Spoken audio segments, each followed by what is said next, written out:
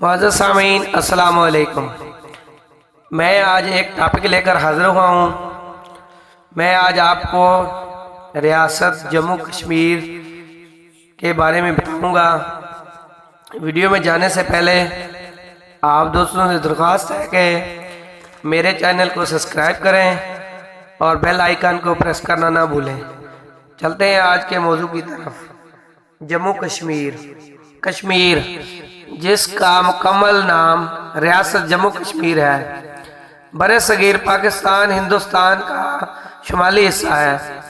یہ ریاست بہت اہمیت کی حامل ہے، تبھی قائد اعظم رحمۃ اللہ علیہ نے اسے پاکستان کی شہر قرار دیا تھا۔ اس کے الحاق کی داستان اہمیت کے بارے میں پیش نظر چند واقعات کا تذکرہ کیا جا رہا ہے۔ انگریزوں نے 1846 میں معاہدہ امرتسر کے تحت یہ ریاست ایک ڈوگرا سردار گلاب سنگھ کے ہاتھوں 75 لاکھ روپے میں فروخت کر دی تھی۔ لارڈ لارنس جس نے اس معاہدہ کے لیے بات چیت کی تھی، اس نے بھی اس مسودے کو کاربد قرار دیا تھا۔ ڈوگرا حکمرانوں نے یہاں 1 صدی تک ظالمانہ راج قائم رکھا۔ چودھری محمد علی اس کے بارے میں لکھتے ہیں کہ ریاست کے قدرتی وسائل کو ترقی دینے کی کوئی کوشش نہ کی گئی۔ لوگوں پر بے رحمی سے ٹیکس لگائے گئے اور انہیں فقر غربت کی پستیوں میں گرایا گیا۔ ہر شعبہ میں مسلمانوں کے ساتھ ناروا امتیازی سلوک کیا گیا۔ ریاست کے ملازموں میں ہندوؤں کو کم پیش مکمل اجارداری حاصل تھی، چونکہ گائے ہندوؤں کے نزدیک متبرک ہے۔ اسے ذبح کرنا خلاف قانون قرار دیا گیا۔ اگر کوئی مسلمان اسے اپنے کنبہ کو ذبح کر کے کھلانے کی کوشش کرتا تو اسے سزائے موت دی جاتی تھی۔ بعد میں ترم خسروانہ سے اس سزا کو گھٹا کر 10 سال قید میں تبدیل کر دیا گیا۔ اہل کشمیر کو قدرت نے بڑی صلاحیتیں عطا کی ہیں، لیکن مسلسل ظلم و ستم سے اس کی روح کچل دی گئی۔ بالآخر 1930 میں شیخ محمد عبداللہ اور چودھری غلام عباس نے جموں کشمیر مسلم کانفرنس نامی تنظیم قائم کی، جس کے پلیٹ فارم سے کشمیریوں نے اپنے حقوق کی جدوجہد شروع کی۔ اس کے رد عمل کے طور پر مہاراجہ نے کشمیریوں پر ظلم و ستم کے پہاڑ توڑ ڈالے۔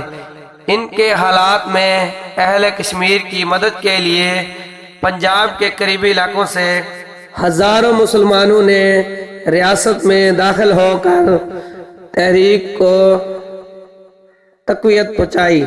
لاہور میں اہل کشمیر کی جدوجہد کی حمایت کے لیے ڈاکٹر علامہ اقبال، جو خود بھی کشمیری تھے، علامہ اقبال کی سربراہی میں ایک کشمیری کمیٹی قائم ہوئی۔ چنانچہ حکومت برطانیہ نے مجبور ہو کر گلانسی کمیشن مقرر کیا، جس کی سفارش پر کچھ آئینی اصلاحات کا اجرا مکمل عمل میں آیا اور جزوی طور پر منتخب مجلس قانون ساز قائم کی گئی۔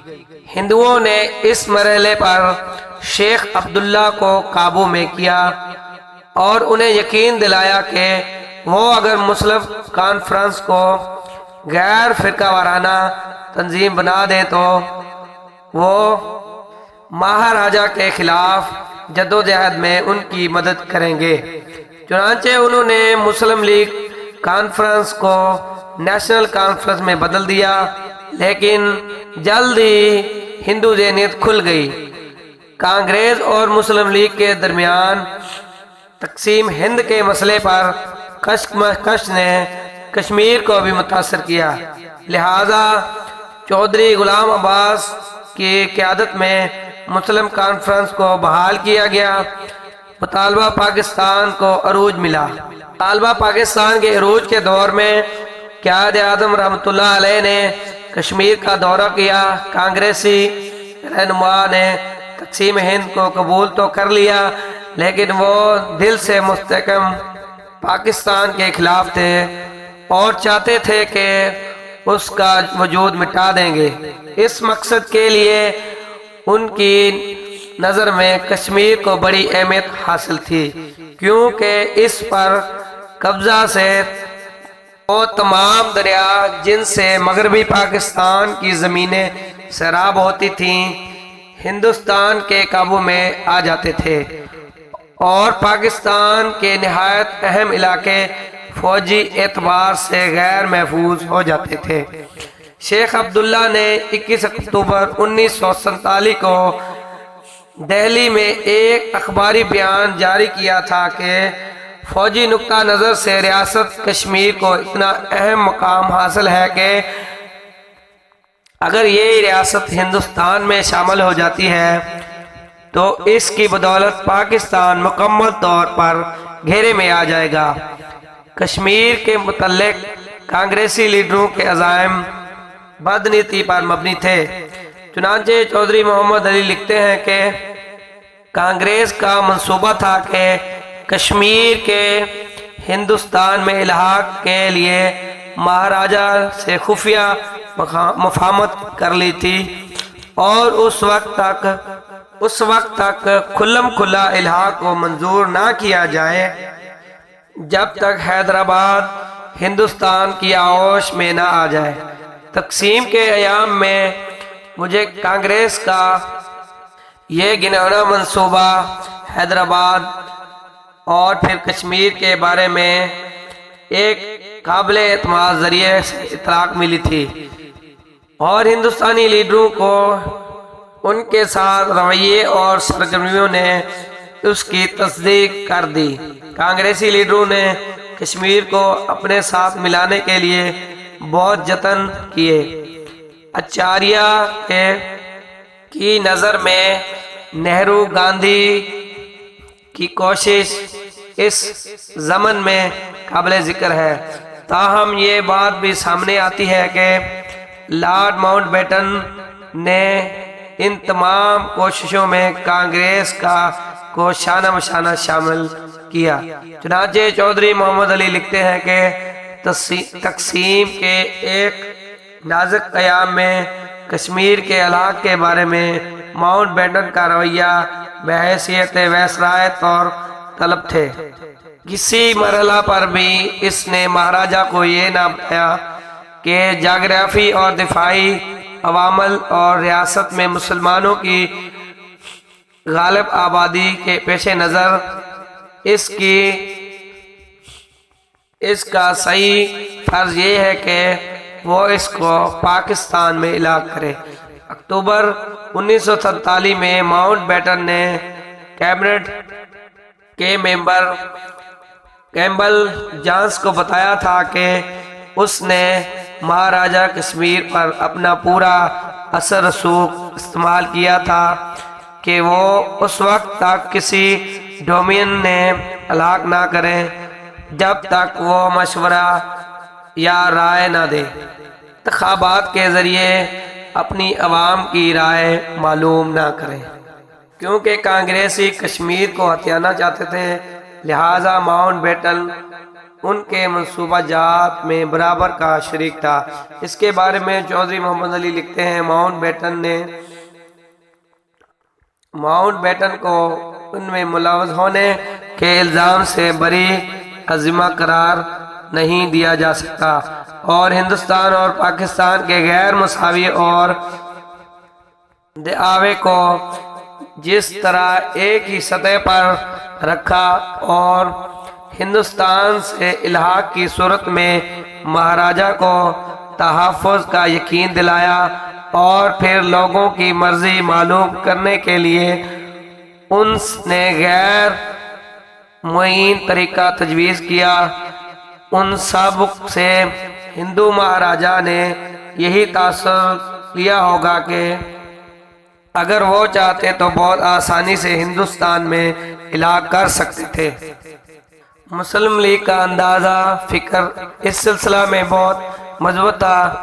چنانچہ جولائی 1947 میں قیادت رحمۃ اللہ علیہ نے مسلم لیگ کانفرنس کے بارے میں ایک وفد سے گفتگو کی اور فرمایا کہ میں پہلے ہی کئی دفعہ واضح کر چکا ہوں کہ ریاستوں کو ہندوستان یا پاکستان کے آئین ساز اسمبلی میں شامل ہونے یا آزاد رہنے کا پورا حق حاصل ہے۔ مجھے یقین ہے کہ مہاراجا اور حکومت کشمیر کے اس مسئلے پر پوری توجہ اور فکر سے کام لیں اور نہ صرف حکمرانوں کے مفاد بلکہ رعایا کے مفاد کو واضح انداز میں بیان کریں گے۔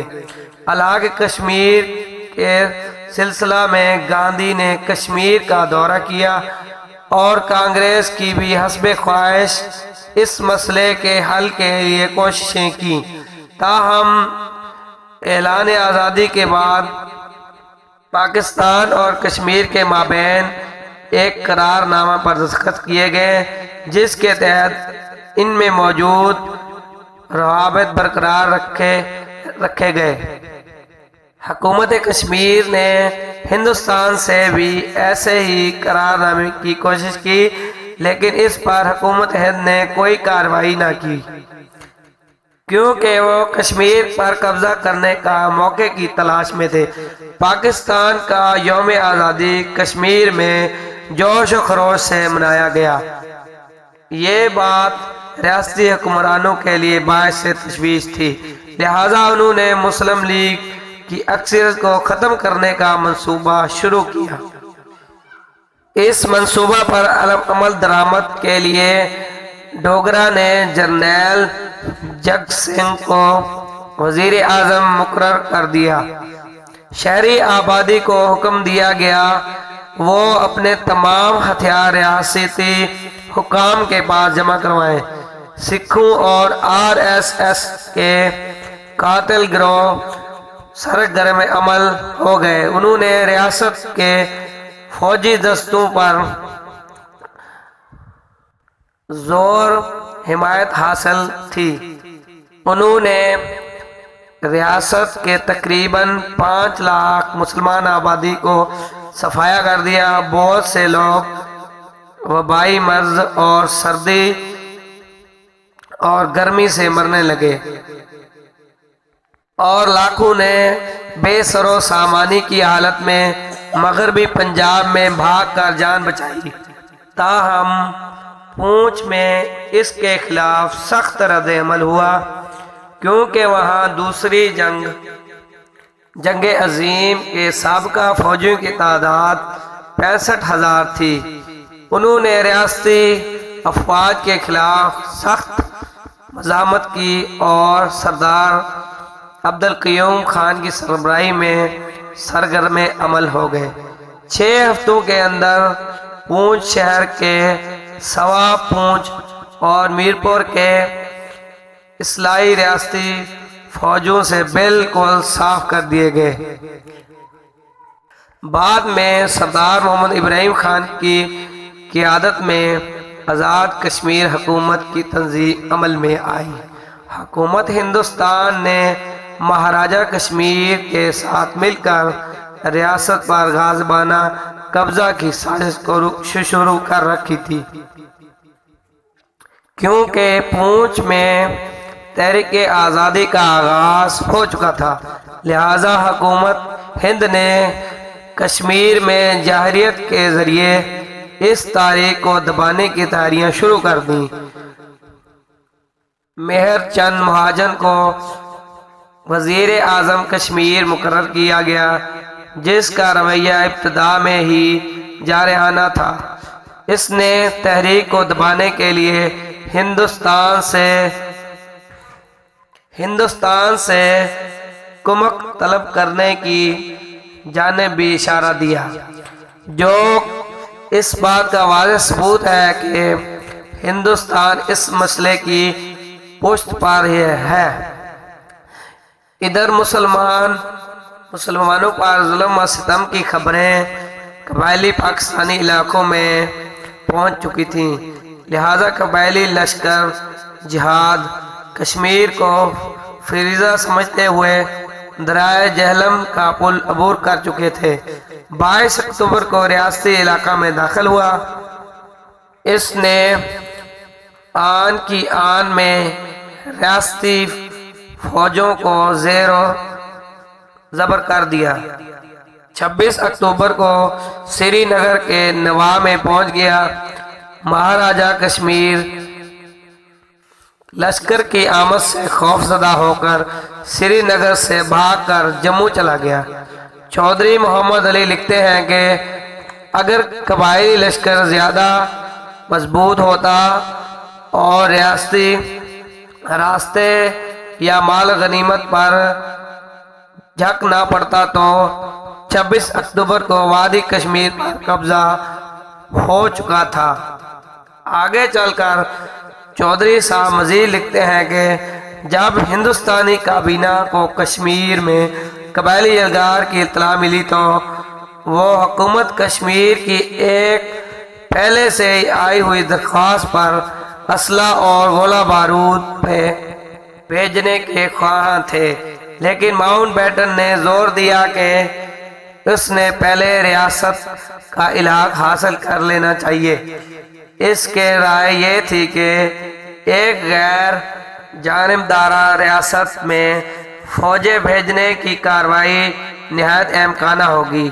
ہمیں وہاں فوجیں بھیجنے کا کوئی حق حاصل نہیں ہے، کیونکہ پاکستان بھی ایسی کارروائی کر سکتا ہے۔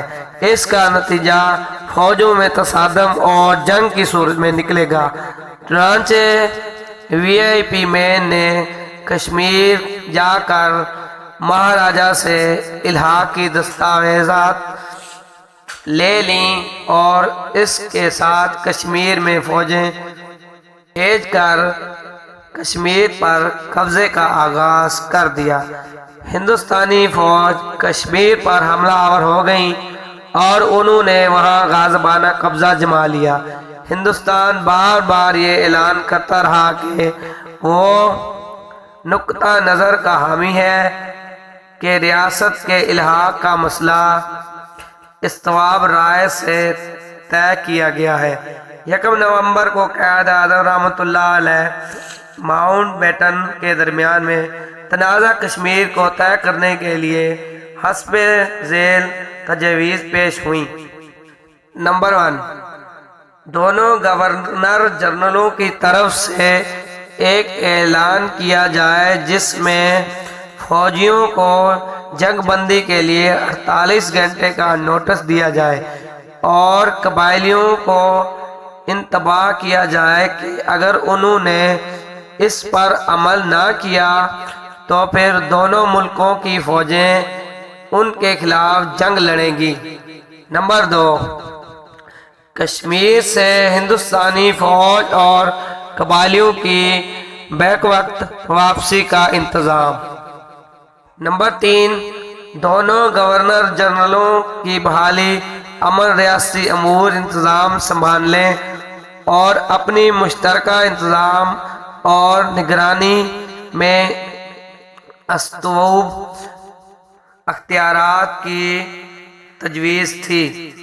ماؤنٹ بیٹن نے جب یہ تجاویز ہندوستانی کابینہ کے سامنے رکھی تو اس نے انہیں رد کر دیا، بلکہ نہرو نے اعلان کیا کہ حکومت ہند اس بات کے لیے تیار ہے کہ جب کشمیر میں امن و امان قائم ہو جائے تو اقوام متحدہ کی زیر نگرانی استضعاف کیا جائے۔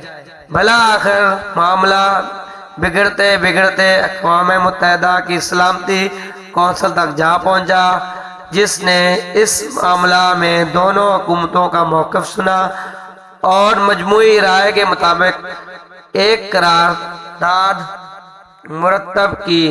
جس میں کشمیر میں امن و امان کی بحالی اور غیر جانبدارانہ استحکام کا ذکر کیا گیا تھا، تاکہ یہ طے ہو سکے کہ آیا ریاست کا علاقہ ہندوستان میں ہونا چاہیے یا پاکستان میں، لیکن بھارتی حکومت مسلسل لیت و لال سے کام لیتی رہی اور قرارداد کی منظوری کو التوا میں ڈالتی رہی، حتیٰ کہ یہ قرارداد بعض ترامیم کے ساتھ منظور ہو گئی، لیکن ہندوستان نے تاحال اس پر عمل درآمد نہیں کیا۔ اقوام متحدہ نے اس سلسلہ میں ایک کمیشن قائم کیا جن نے مسئلہ کشمیر کے لیے 2 قراردادیں پیش کیں، لیکن ان میں بھی رد عمل نہ ہوا۔ اس بارے میں چودھری رحمت علی لکھتے ہیں، اقوام متحدہ کے کمیشن برائے ہندوستان و پاکستان 13 اگست 1948 کو 5 جنوری 1949 کو دونوں قراردادوں کی توسیع سلامتی کونسل کو دی گئی اور ہندوستان اور پاکستان نے انہیں قبول کر لیا۔ ان قرارداد میں ایک بین الاقوامی متحدہ کی حیثیت حاصل ہے جس پر عمل درآمد ابھی باقی ہے۔ اس معاہدہ کا خلاصہ یہ تھا کہ جموں اور کشمیر کے عوام کو اپنے مستقبل کا تعین کرنے اور اقوام متحدہ کے زیر انتظام ایک آزاد اور غیر جانبدارانہ استحکام کے ذریعے یہ فیصلہ کرنے کا حق حاصل ہے کہ انہیں ہندوستان سے الحاق کرنا چاہیے یا پاکستان سے، اور یہ استحکام ریاست کے انتظامیہ اور دونوں ممالک کی فوج کے دباؤ اور خوف کے بغیر ہونا چاہیے۔ ہندوستان اور پاکستان کے درمیان ریاست جموں کشمیر کا مسئلہ سب سے اہم اور خطرناک تنازع ہے جس کے حل کے لیے بہت سی کوششیں کی جا چکی ہیں۔ بقول رحمت علی بین الاقوامی مصالحت سے بھی رجوع کیا جا چکا ہے، ثالثی کے لیے بھی تجاویز پیش ہو رہی ہیں۔ اعلیٰ ترین سطح پر ہندوستان اور پاکستان کی حکومتیں اس کے درمیان مذاکرات بھی ہو رہے ہیں، لیکن کوئی بھی طریقہ کار کارآمد ثابت نہیں ہوا۔ انصاف، اخلاق اور بین الاقوامی امن کے ہر تقاضے کو نظر انداز کرتے ہوئے ہندوستان نے پاکستانی اور بین الاقوامی قانون کے خلاف کشمیر پر جابراً قبضہ کر رکھا ہے اور کشمیر کے عوام کو ان کا حق خود ارادیت دینے سے انکار کر رہا ہے، لیکن آخر کب تک یہ سلسلہ چلے گا؟ کشمیر بھی آزاد ہوگا۔ کشمیر میں آزادی کی تحریک اپنا زور پکڑ چکی ہے۔ انشاءاللہ وہ وقت دور نہیں جب ہندوستان کشمیریوں کا حق خود ارادیت تسلیم کر لے گا اور کشمیر ایک آزاد ریاست ہوگا، اور بھارتی غاصبانہ تسلط کا اندھیرا چھٹ جائے گا۔ صبح آزادی کا سورج کشمیریوں کی فتح کا کامرانی کا پیغام لے کر طلوع ہوگا۔ پاکستان زندہ باد۔